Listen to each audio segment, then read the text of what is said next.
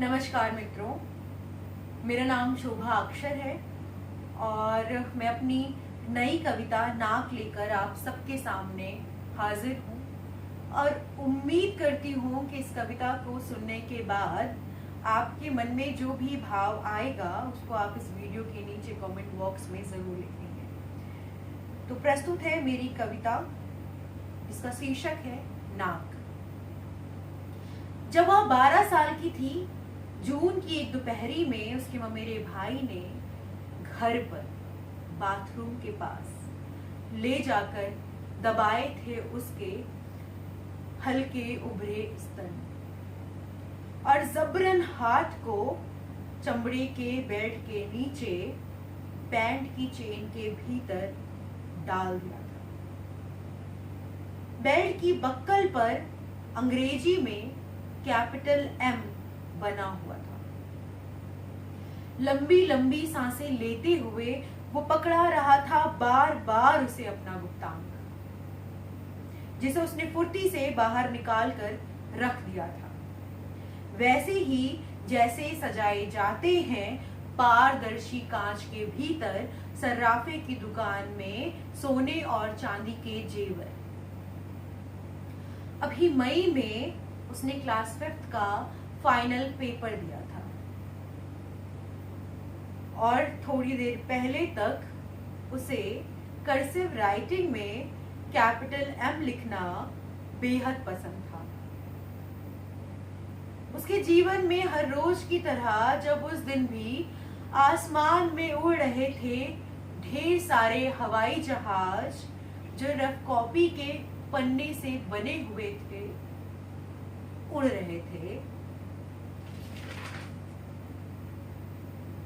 ठीक उसी वक्त उसके ममेरे भाई की आंखों में हवस करंट की तरह सरपट दौड़ रही थी। उस रोज किसी खरगोश की तरह झटकते हुए पूरी ताकत बटोर कर छुड़ा लिया था उसने अपना हाथ, लेकिन उसकी उंगलियों में एक किस्म की गंध अभी बची हुई थी। गंध घिनौने लिजलिजेपन में लिपटी हुई। वहां से तेजी से डरकर भागी थी वहां से तेजी से डरकर भागी थी वह, सोचते हुए कि अब तो कट जाएगी नाक जिसे उसकी मां ने चुपचाप नानी के कहने पर कई सालों से छुपा कर रखा है। एक काले गंदे सिकड़े हुए चौकोर कपड़े में गठिया कर बना हुआ है, जिस पर सफेद कबूतरों का जोड़ा, किनारी जिसकी उधड़ी हुई है और जिसके एक कोने पर बना हुआ है सफेद कबूतरों का एक जोड़ा। उन कबूतरों ने अपनी चोंच में पकड़ रखा है एक एक तिनका हरे रंग का। अब वह थोड़ी बड़ी हो गई है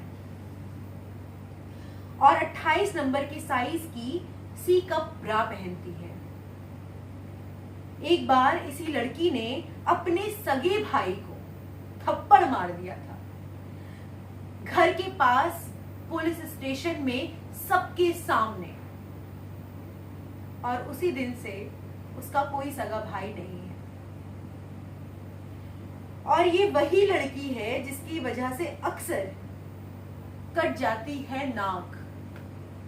नाक बहुत बड़ी है, कटते कटते खत्म भी नहीं हो रही है। धन्यवाद।